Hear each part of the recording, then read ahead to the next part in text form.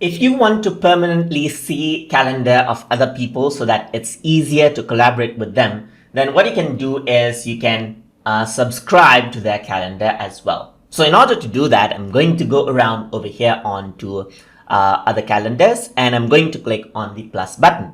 So once you click on the plus button, you can see subscribe to calendar is an option. So once you click on this, what happens is that it says add calendar. I can go around and click on the person's name right here, or type in the email address, and now you can see that the calendar has been subscribed, as you can see right here. You can go back and now you'll be able to see whatever there is. So you have subscribed to their calendar.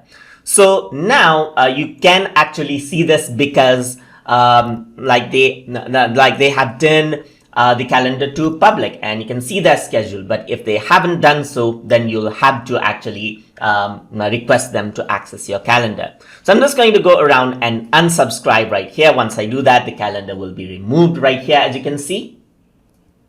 If the other person has not set their calendar to public, then what happens is that I'm just going to click on add to calendar right here, and I'm going to click on subscribe to calendar, and I'm going to select the calendar right here.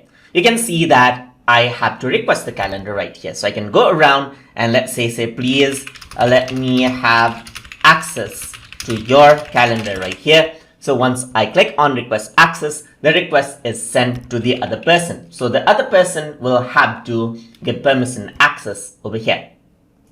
So the other person will see like this, as you can see. So it says that someone has requested for the calendar, and they'll have to click on this to actually accept the request right here. So once they click on this, what happens is that the calendar will be sent as access to them, and then they'll have to set permissions. And then what happens is that then you'll be able to view their calendar. So let me just refresh this out right here, just like this. So once they set it out, then what happens is that you can view their calendar. So I'm just going to go around, click on subscribe right here, click on this. And now what happens is that you can see that the calendar is there to view it. And you'll be able to see their events based on the permission level they set.